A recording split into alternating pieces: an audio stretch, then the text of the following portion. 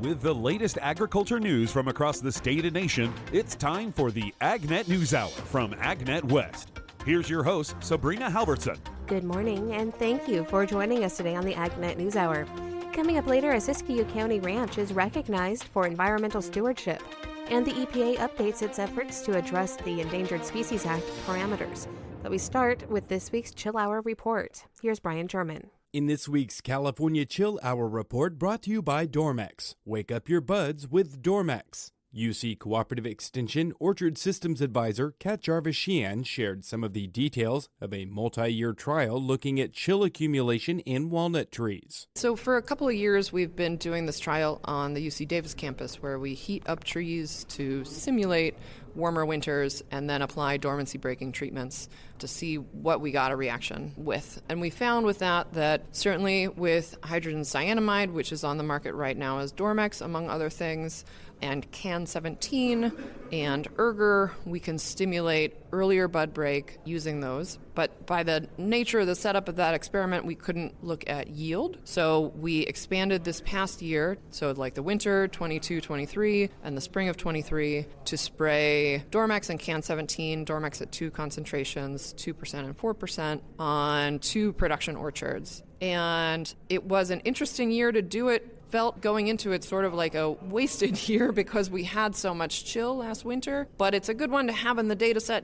because growers are going to want to know, all right, do I just apply this in a low chill year, or does it actually have some benefits in a high chill year also? While still early in the overall scope of the trial and looking to get several years of data, Jarvis-Sheehan detailed some of the most recent findings with particular interest in how older walnut orchards responded to treatments. Growers are making these decisions in real time, so we try to share the data as we have it. But as a scientist, I would say the more years of data we have around this, the more certain I will be about what is a smart course of action for growers. But since growers need to make some decisions now, I'll say that we got a little more than 70 chill portions up north at one of our sites, and we saw a very small but not significant increase in yield from using Dormex at 2%, 4%, and CAN17 at 20% relative to doing nothing. I think that was a consistent enough increase. The stats didn't pick it out, but I think with more years of data, we'll probably be able to pick out that signal.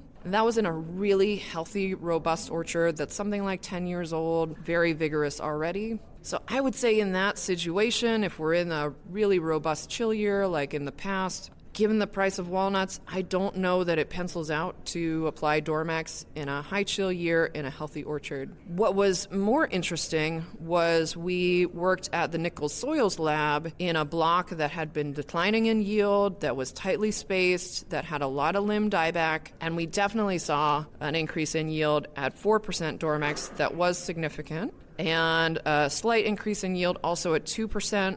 That was not big enough for the stats to pick out, but I think is indicative of what we'll be able to pick out in the future with more data. And that had a lot of lower limb dieback, had a lot of botrosphaeria, so it was sort of settled into a lower bud break scenario. And my thinking is that we got some additional bud break to sort of wake those trees out of kind of a slumber. What we'll need to see this year is whether we can continue that increase in yield or whether that higher yield actually overtaxed these trees that are just already very stressed, and that's why they're generally yielding poorly. So we are seeing some effects. If there's enough effect, I would say, that it warrants some people with larger acreage starting to play around with this as a tool on their own, and we'll have better understanding of really how to hone in on optimizing it as a tool if we can get a few more years of data. And information from the UC Davis Chill Calculator shows that as of February 20th, the Shafter Simmis station has logged 55.9 portions under the dynamic model with 770 hours below 45 degrees. The station in 5 Points has registered 59.5 portions with 778 hours. There have been 947 hours in Merced with 61.3 cumulative portions. In Manteca, there have been 719 chill hours, equating to 61.9 portions. Finally, the Simmis station in Durham has registered 67.6 portions with 871 hours. And this has been the California Chill Hour Report brought to you by Dormex. Tune in again next week for another episode.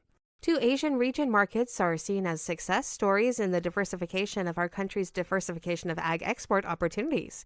Rod Bain has more. The Friday morning panel discussion at the USDA Ag Outlook Forum focused on diversification of ag export opportunities, and ground-level examples were provided by U.S. ambassadors to two expanding export nations. Philippine total agricultural imports have nearly tripled over the past decade, and the United States remains the top single country supplier. Philippines Ambassador Mary Kay Carlson notes her nation is now ninth among U.S. ag export destinations globally, one spot behind the nation of Vietnam.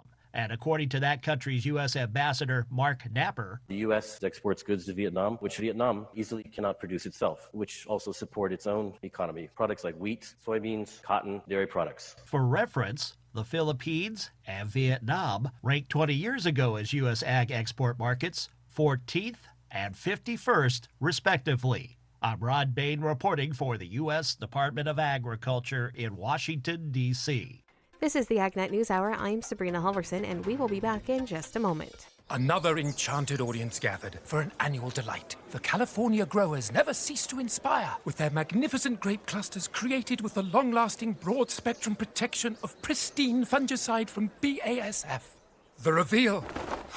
Perfect! Pristine fungicide's defense against powdery mildew and botrytis on display yet again, leaving behind beautifully pristine grape health and appearance. A masterpiece. Count us lucky. Stay pristine with pristine fungicide. Always read and follow label directions. If you're a grape grower, you dread bunch rot. What starts as a dot turns into a rot. Throw in some powdery mildew and your entire crop is in jeopardy. And with El Nino weather patterns forecasted this winter, Mother Nature is serving up more wet conditions for these crop-decimating diseases. Prevention is the key, and that's where Mevalone, a new biorational fungicide, can help. From flowering to pre-harvest, Mevalone offers patented technology to control bunch rot in grapes. With a new mode of action utilizing soft botanical chemistry, Mevalone gives you a new frac code option for sound resistance management programs, extending your future control options. And boy, does it work! Over the past 4 years and 16 replicated university and third-party research trials, Mevalone by itself and as a part of a rotational fungicide program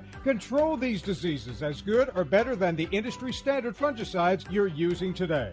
For more information about Mevalone, contact your SIPCAM Agro Representative or PCA today. You know quality when you see it. Like when looking at a mountain of fine, golden brown, perfectly stout almonds. Nobody needs to tell you that they hail from a lush orchard fortified by Maravon fungicide, or that they relished advanced plant health benefits from bloom to harvest. When your eyes meet a sight so sound, there's really no sound needed, because results speak for themselves. Maravon fungicide from BASF. Always read and follow label directions. Central Coast growers know just how much damage aphids can do to leafy veg, cole, and brassica crops. But Versus insecticide from BASF makes all visible aphids disappear thanks to a unique, single, and targeted mode of action. Let's get the aphids' response to this simple, effective solution. Taking calls now to hear from those unhappy aphids. Hello? Anyone? Making aphids disappear from leafy veg, cole, and brassica crops is easy with Versus insecticide. Always read and follow label directions. If your soil could talk, what would it say? If it's healthy, it may already be saying some good things about your future. Because farmers who use soil health building systems that include no-till, cover crops, and diverse species and rotations report greater productivity, profitability, and resiliency to weather extremes. Learn more about what your soil is saying about its health and your future. Contact your local USDA Natural Resources Conservation Service office today. This message brought to you by USDA and this radio station. You're listening to the AgNet News Hour. I'm Sabrina Halvorson. In today's National Spotlight, agriculture groups around the nation responded to the EPA's decision to allow farmers to use existing stocks of dicamba for the upcoming planting season. The American Farm Bureau Federation sent a letter to EPA that read, quote, "We are grateful to EPA for hearing farmers and ranchers' concerns and addressing them quickly to ensure we have access to the critical tools needed to protect our crops this season." Agriculture Retailers Association President and CEO Darren Kovic said in a statement, ARA is extremely grateful for the quick action taken by EPA to issue an existing stocks order for the dicamba product registrations vacated by the federal court in Arizona. He noted ARA's consistent position has been that absent an EPA order allowing for the limited sale, distribution, and use of existing stocks, there will be unnecessary chaos and economic harm to agricultural retailers, distributors, and the farmers they serve. The Agriculture Department recently released the latest editions of its 10-year ag production and economic projections. Yet, what were some of the key findings? Here's Rod Bain. Required by law, used for guidance. USDA's annual 10-year baseline projections for agriculture. If it's for anything requiring a long-term projection for multiple years, that's when we would use it. So if there's any projection, whether it's for internal budget staff or if different agencies wanted to make a projection that use the prices and production levels we have, that's where they would come from. There's no other source within USDA for 10-year projections. Joe Cooper is with USDA's Office of the Chief Economist. Recently, the department issued its annual 10-year ag projections, with those going out to the year 2033. What are some of USDA's agricultural projections going out over the next 10 years? For macroeconomic assumptions, economic growth remains positive over the projection period, but the global growth rates still kind of contract over the long term compared to before. But negative ramifications for Russia's war on Ukraine are diminishing. The food and energy prices have come down from wartime heights. In terms of long-term projections for various commodities, across the board, crop prices are falling from the 23-24 crop year before leveling out into the end of the projection period in 2033. Production for all main animal products rise over the projection period, with prices for meat products expected to vary during the 10-year projection period. Production is expected to achieve record levels at some point during the coming decade for all products except turkey. Nominal prices for cattle are expected to be lower at the end of the projection period than in 2023. We'll see some initial falling from our highs we had in 22, 23, and then increasing again in the middle years. Broiler farm prices will increase slightly while hog prices decline almost continuously over that period. Egg prices are projected to drop from 2023 as the industry recovers from avian influenza. I'm Rod Bain reporting for the U.S. Department of Agriculture in Washington, D.C. That's today's National Spotlight. Now here's Will Jordan with the Livestock Report. In today's livestock news, whole milk in schools is gaining momentum. Michael Clements shares more. For more than a decade, Congress has prevented U.S. public schools from serving whole and 2% milk to students. Now parents, physicians, dietitians, and the dairy community are pushing back, and Congress is listening. Matt Herrick, a senior vice president at the International Dairy Foods Association, says new legislation that would reinstate whole and 2% milk back in schools is gaining momentum. The legislation is the Whole Milk for Healthy Kids Act, and what it's really about is allowing schools to serve children the nutritious varieties of milk that they already consume at home. So we know that since these milk options were removed from school meals, that's whole and 2% milk, children are not drinking as much milk. They're not eating their meals with the same level of frequency. They're not consuming the necessary nutrients that they need. And as a result, they're throwing away more food. So we're seeing an increase of food waste. At the same time, the science around the nutrition of dairy fats has changed dramatically in the last decade. So we now know, for instance, that full-fat dairy products like whole milk are actually beneficial to kids because they lower the risk of heart disease and they lower childhood obesity. So bringing these milk varieties back to schools is a no-brainer. The International Dairy Foods Association released new polling of parents who are near unanimous in their support of the Whole Milk for Healthy Kids Act. Herrick says parents are key to making sure the bill passes Congress this year. Our new polling from Morning Consult tells us that 94% of parents out there serve their children whole or 2% milk at home. And that's because they consider milk to be healthy. They see it as nutritious. It's wholesome. It tastes good. 9 in 10 parents said that they want to see whole and 2% milk reinstated in school meals. And the same amount want to see Congress pass legislation that restores whole and 2% milk in schools. So it's really overwhelming support from parents, who are really the most important voice about what kids should be eating in schools, that want to see whole and 2% milk restored. It's near unanimous support. Herrick says that IDFA and the dairy community need the support of all stakeholders to get the bill passed during this calendar year. Our team really is bringing this polling information and the strong science underpinning our arguments to Capitol Hill directly. So we are talking to legislators, we're talking to our members, we're asking them to advocate by sending letters and emails and and text messages to members of Congress, to their staff, directly to those members. All of that work has paid off. In December, the House of Representatives passed this bill by a wide margin, 330 to 99. We're hopeful we can get that same level of support in the Senate. So we're asking folks out there to submit these letters, to contact your members of Congress. And you can do that by going to our website, wholemilkforkids.com. You can fill out a very quick pre-filled form. It'll submit a letter to whoever represents your state or your district, letting them know that you support this bill and you want them to support this bill too. Again, that website is wholemilkforkids.com. Michael Clements reporting. I'm Will Jordan for AgNet West. This is the AgNet News Hour. I'm Sabrina Halvorson, and we will be back in just a moment. Welcome back to the AgNet News Hour. I'm Sabrina Halvorson. Coming up in a few moments, we'll have today's This Land of Ours report, but first, more of the day's agriculture news. And with today's AgNet West headlines, here's AgNet West Farm News Director Brian German. Funding from the National Institute of Food and Agriculture is helping to supplement projects supported by the Pistachio Research Board.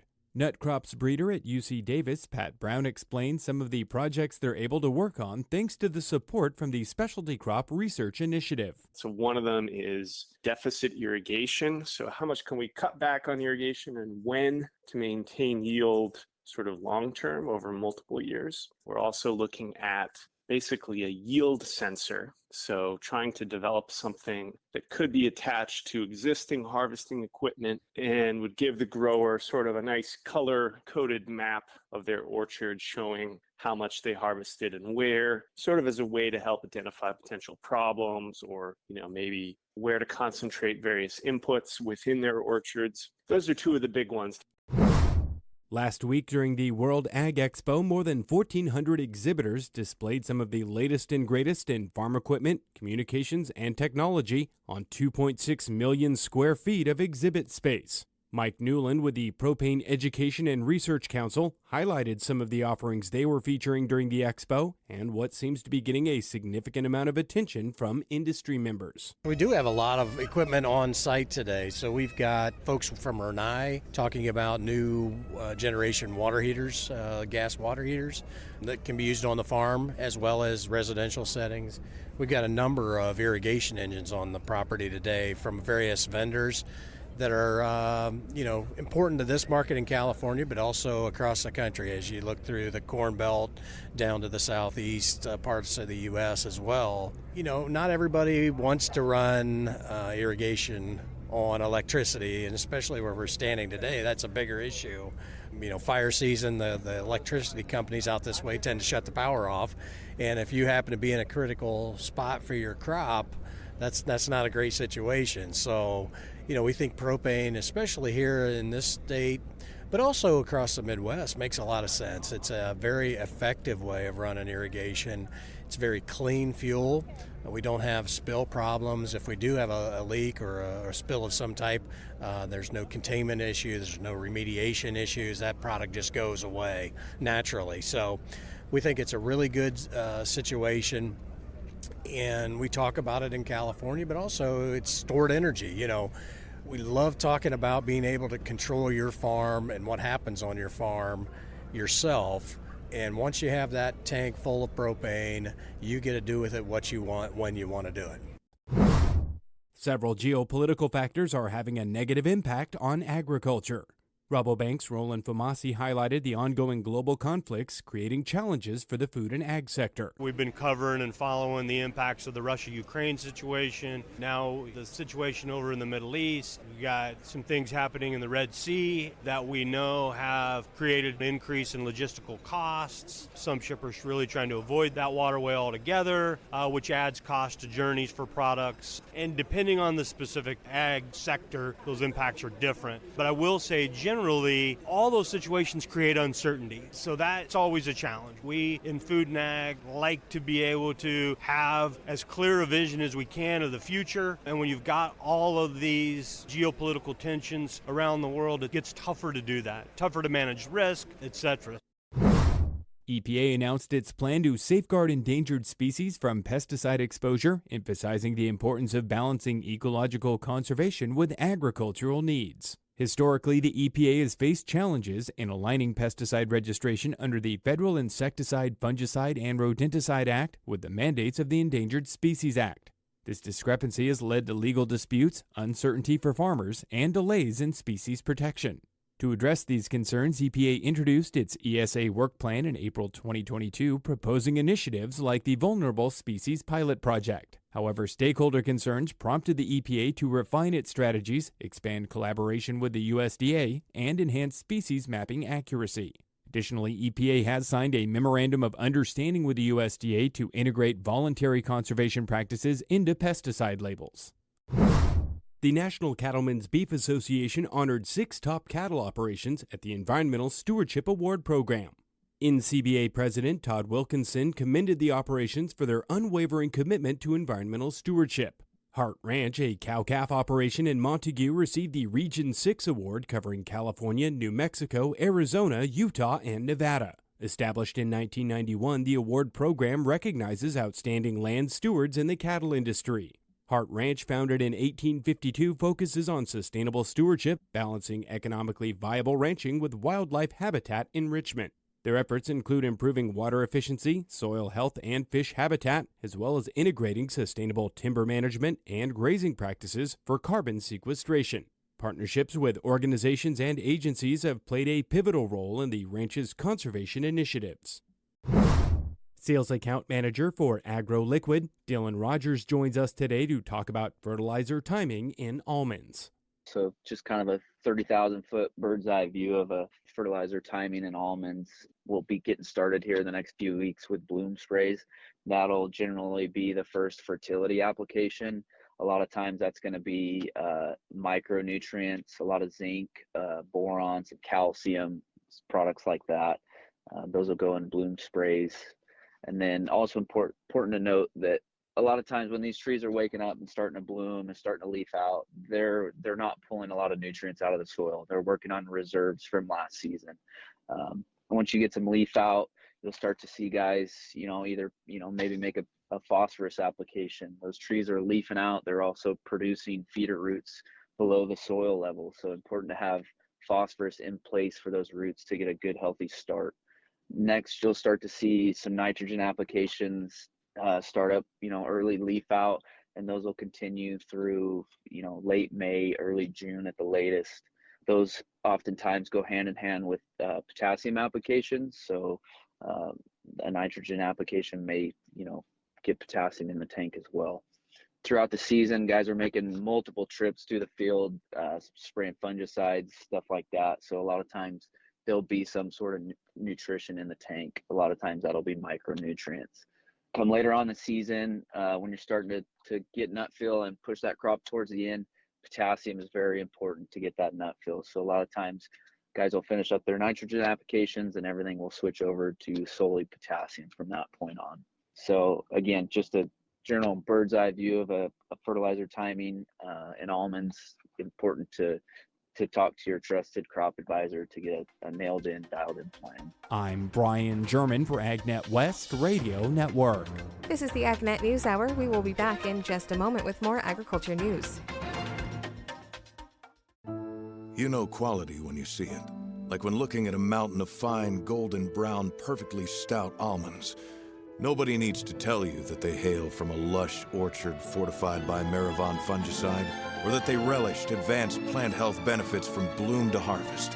When your eyes meet a sight so sound, there's really no sound needed, because results speak for themselves. Maravon fungicide from BASF. Always read and follow label directions.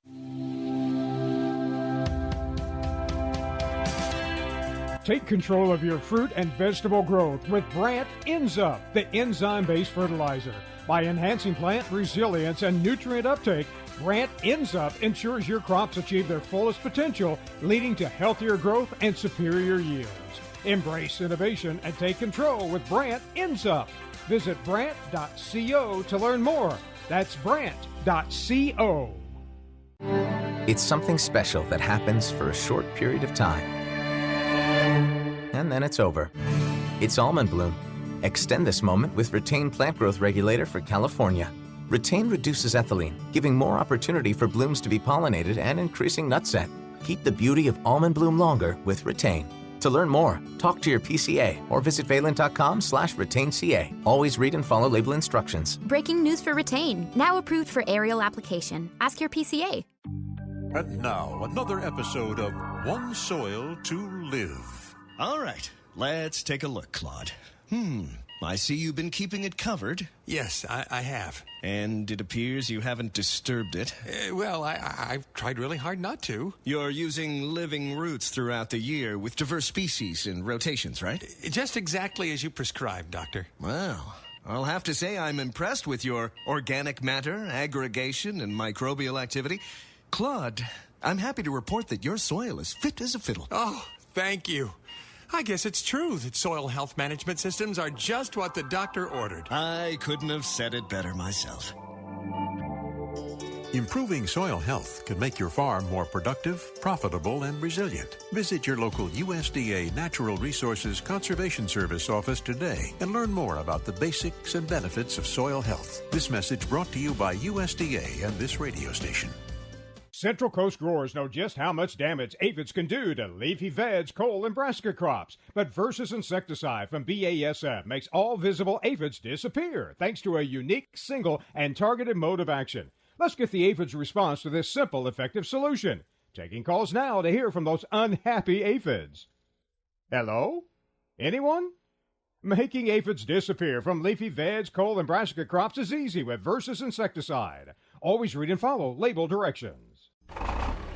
Why does Daddy spend so much time caring for the land, Mom? When he's taking care of the land, he's really taking care of us. How? He wants us to have clean water to drink, fresh air to breathe, wildlife to enjoy, and he wants to leave this land better than he found it. Sounds like Daddy loves us a lot. He sure does. Conservation, there's something in it for you. Call or visit your local USDA Service Center, brought to you by the Natural Resources Conservation Service. Welcome back. The results are now available for the latest edition of USDA's Census of Agriculture, the nation's most comprehensive study of farming and ranching. What do the results say about how many farmers there are, who they are, and what they raise? Rod Bain looks at some of the data points for the 2022 Census of Ag in this edition of Agriculture USA.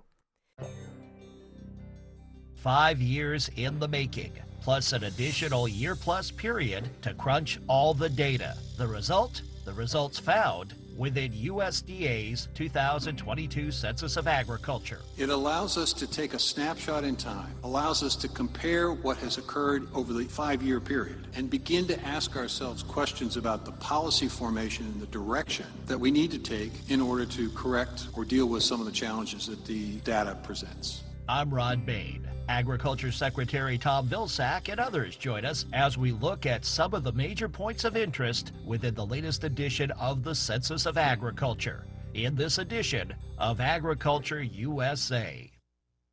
Over 6 million data points about our nation's farms and ranches and those who operate them, down to the county level. That is the makeup of the foremost agricultural information resource in the U.S., the 2022 Census of Agriculture. Every 5 years, USDA conducts the census, with months of enumerating responses and crunching the figures to present the snapshot in time that is farming and ranching in the end of 2022. Among the findings of note, 2 particular data points that raised the concern of Agriculture Secretary Tom Vilsack. Survey after survey continues to show a decline in the number of farms and in the farmland. In 2017, when we did the survey, there were 2,042,220 farms. Today, the survey reports we have 1,900,487 farms. That's 142,000 fewer farms in 5 years. In 2017, we had almost a little over 900 million acres of land and farming. 5 years later, we have 880 million acres. So we've lost 20 million acres. What has also been a concerning data trend throughout recent censuses of agriculture, the increasing average age of farm producers in our country. Brian Combs of USDA's National Agricultural Statistics Service notes that found in the 2022 census, overall average of all producers at 58.1. At a 6-month increase from the 2017 Census of Agriculture,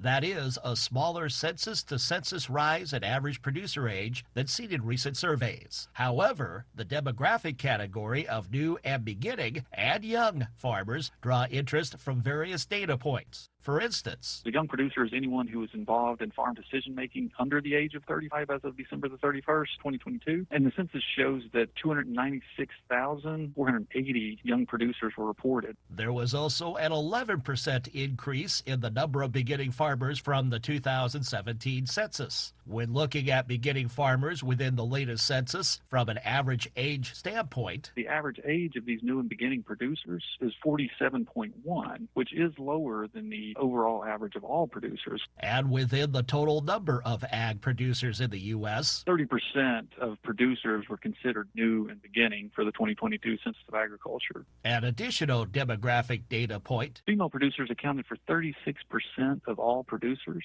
58% of farms have at least one female producer. What does ag production look like, according to the 2022 Census of Agriculture? Brian Combs starts with this. The total value of production increased almost 40% from 2017 to 2022. That was up to $543 billion from $389 billion in 2017. Crop sales accounted for 52% of that value in 2022, and those were up 45% from 2017. Livestock sales also increased, and they were up 35% from 2017. The census also indicates farm production expenses came in at $424 billion in 2022.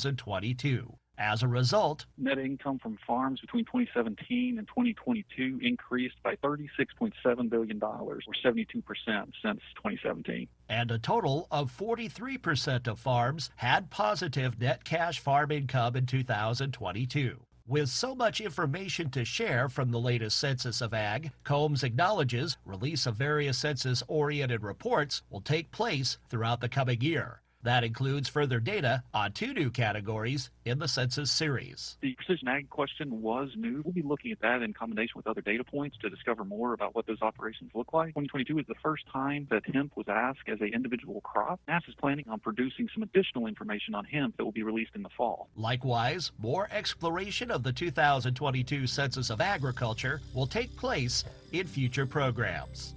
This has been Agriculture USA. I'm Rod Bain reporting for the U.S. Department of Agriculture in Washington, D.C. This is the AgNet News Hour, and we will be back in just a moment. Welcome back to the AgNet News Hour. In this week's Almond Matters, brought to you by Valent USA, a break in the rain should offer growers a good opportunity to address disease concerns. Here's Brian German. In this week's Almond Matters segment, we've got Todd Bergdahl here with us once again. He's a field market development specialist with Valent USA. And now, Todd, looks like we've got another week of intermittent storms. And so what's that mean for maybe putting a pause on some things out there in orchards with bloom already going? Nobody's going to be able to do anything until after it quits raining, and even then it's going to be pretty wet. So getting in the fields is going to be difficult. The weather's kind of slowed down the bloom a little bit on almonds, but I mean, it's still coming. And I haven't actually been out today, or yesterday it was raining, so I was staying inside. But as soon as the rain quits, everybody's going to be spraying, for bloom, protecting the blossoms, I would expect if we have any clearing, but it's supposed to rain again next weekend Saturday, Sunday is what they're talking. So I don't know. I mean, maybe one of those years where if you can get in, but I think aerial applications, are probably going to be utilized more just because you can't get in the field. It's going to be too wet. If you can get good coverage with aerial, I mean, right now, you don't have a lot of leaves to intercept. So aerial applications can be, a good alternative to getting something on. But if you put it on something before this rain, usually you've got about a good 10 to 14 days of activity with most products. I don't know what people are using, but there's a lot of good fungicides out there today because of combination products, group 7, group 11s that work pretty effectively at preventative applications. So you should be okay if you got something on before. If you didn't get anything on before the rain, then you need to get something on as soon as possible. or as soon as you can get back in. And aerial application may be that, that a good option for that. It's more expensive, but in certain cases, it may be the only option. And are these rainstorms going to have any real impact on the progression of the bloom itself, or is it more just what growers are able to get done out there? I don't think so. Usually when it starts, it keeps going. It might slow it down a little bit, but usually when it starts, it's already, once you get to bud break, it takes off. It may, be slowed down a little bit, but it's still going to come.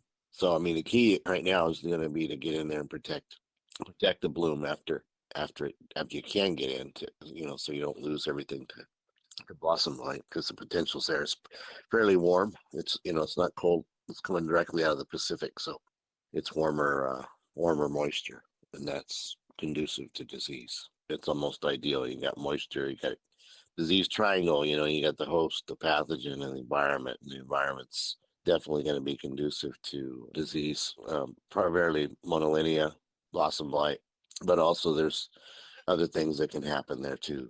So, getting something on there to protect the bloom is going to be critical. Most guys did it already. They anticipated the rain coming, but people who didn't are going to need to get in there as soon as possible to stop it from, destroying everything, especially on more susceptible varieties. I don't know if there's more susceptible. I think just the environment's really, really critical, and the environment's conducive to disease. It will happen. And now, aside from the potential for disease, does rain at this point in the season, with the temperatures we've been having and some of those inabilities of getting into the orchard, is that going to have any kind of impact on weed or pest pressures maybe later on? It's cooler still, so as far as insect pest goes, there's going to be somewhat still stifled. Biggest thing is getting a good fruit set, getting good pollination, and bees don't fly when it's raining. And, if it gets down below 55, pollen tubes don't grow. And so you've got that issue as well. So this could definitely affect the overall fruit set for almonds this year as well, because everything as of last Friday was starting to pop pretty good. And I didn't get out yesterday or today, so I can give you, but I don't think anything has progressed that much. Said if you had something on before the rain, you're good. If you didn't have it on, you need to get in there and get it on as soon as possible, as soon as you can get back in the fields. And a good preventative is probably a contact fungicide as well, maybe a tank mix. There's some PhD, pretty good contact material, couple that with, a preventative fungicide. And there's several of them out there that would work to prevent, this total spread of monolinea. We'll be right back. Another enchanted audience gathered for an annual delight. The California growers never cease to inspire with their magnificent grape clusters created with the long-lasting broad-spectrum protection of pristine fungicide from BASF. The reveal.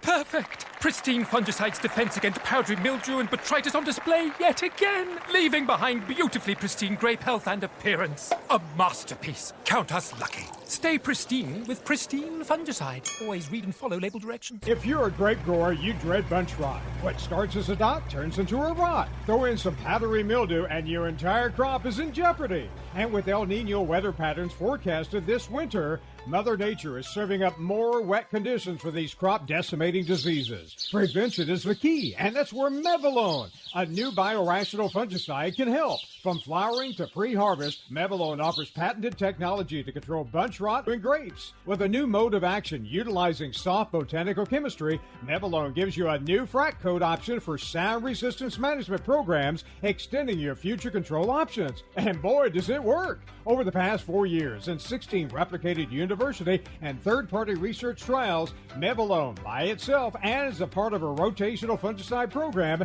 control these diseases as good or better than the industry standard fungicides you're using today.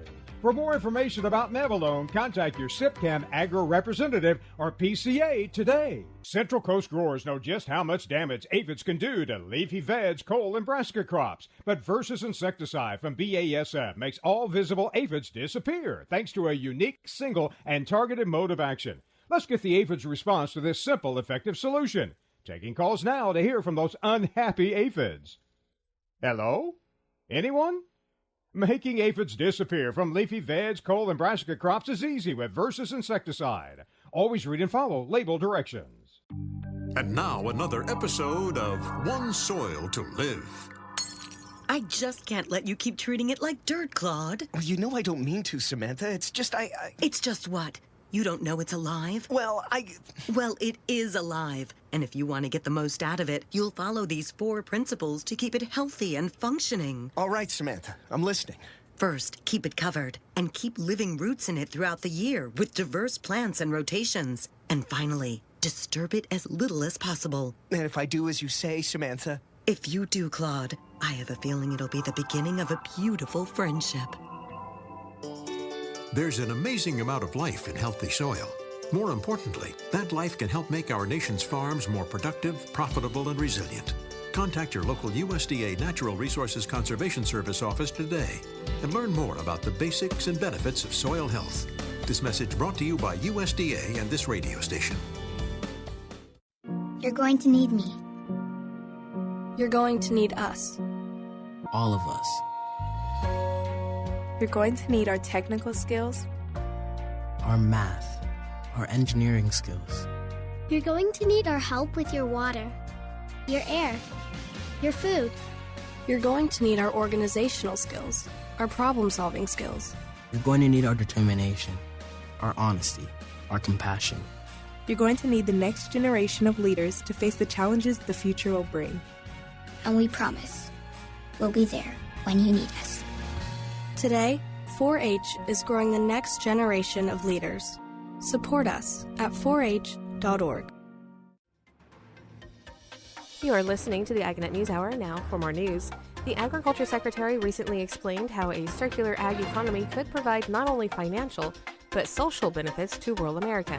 Rod Bain reports. The theme of the 100th USDA Agricultural Outlook Forum was Cultivating the Future. That theme has also been a focal point of Agriculture Secretary Tom Vilsack's concept of a cyclical economic model for agriculture, best illustrated in what is known as his whiteboard presentation. However, beyond the economic potential, the Secretary notes the significance of how this could improve the social connections in rural America. It's not just about small and mid-sized producers, as important as they are. It's not just about maintaining populations in small communities, as important as that is for rural education, for small businesses, for quality health care in rural places. It's about making sure that we have sufficient numbers of people living in those communities that understand and appreciate and live every single day community. He acknowledges that in several parts of our country, there is perhaps a lost sense of community.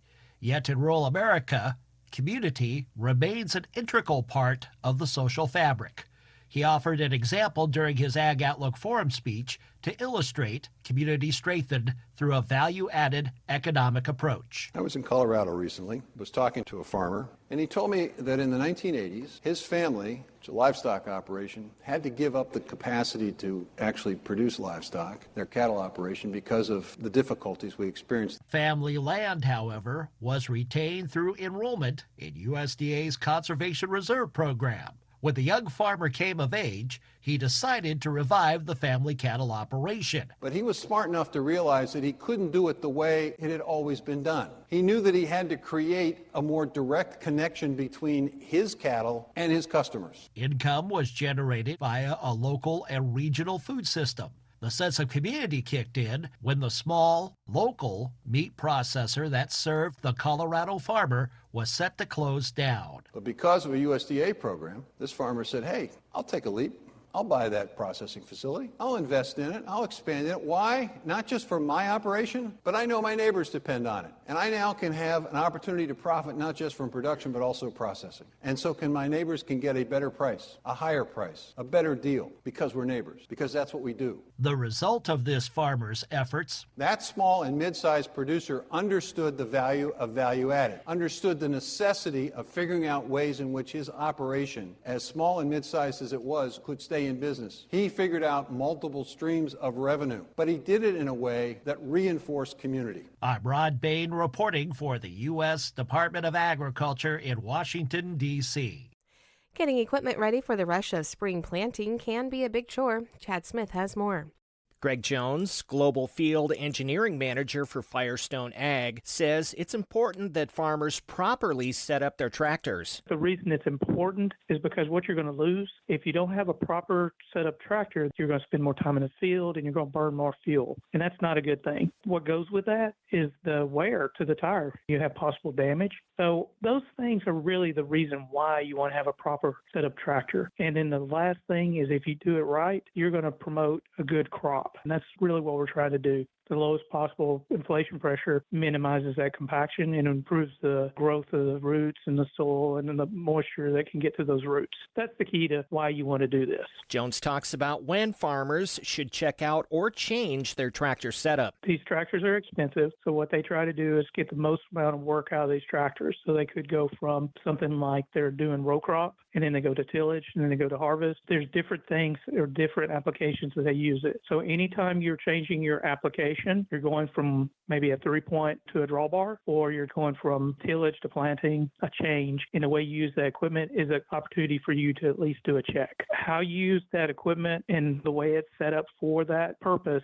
and that attachment can change the way you need to set the tractor up. There are key steps to take when setting up a tractor. The first thing you're going to need to do is identify what kind of tractor do you have. Do you have a two-wheel drive, a mechanical front-wheel drive, or do you have a four-wheel drive articulating tractor? All you really need to know is the horsepower. But on the two-wheel drive and the four-wheel drive, it's the PTO horsepower, and on the four-wheel drive articulating, it's the engine horsepower. Then we can calculate a theoretical tractor weight. Once you have that total weight, then you can go in and do the weight split. The next step is to weigh the tractor. If you don't have access to scales, then maybe you have access to your local grain elevator. If not, then your closest Firestone dealer could help. That's going to tell us how we need to set the tractor up. Once we have that weight and then we have the theoretical split, then we can kind of see where do we need to take on weight or where do we need to take off weight. Once that's complete, then you can go into the setup for the inflation pressure. Once we do all that, everything's set from the standpoint of going through all the steps. Farmers can ensure they aren't overloading their tires when setting up their tractors. The best way is knowing the load capacity of the tires, which is on the sidewall. You can read that. You need to know the implement or the equipment that you're going to be using. From that standpoint, that can also help you understand what kind of load am I putting on my tires. You can always reach out to your local Firestone Ag dealer or our field engineering hotline, and we can help do those calculations for you if you don't feel comfortable to do that. The biggest thing is just understanding the equipment and the weight that you're using on that equipment. Farmers can consult their local Firestone Ag dealer, local implement dealers, and videos on the Firestone Ag YouTube page. The field engineer hotline number is 800-847-3364. Chad Smith reporting.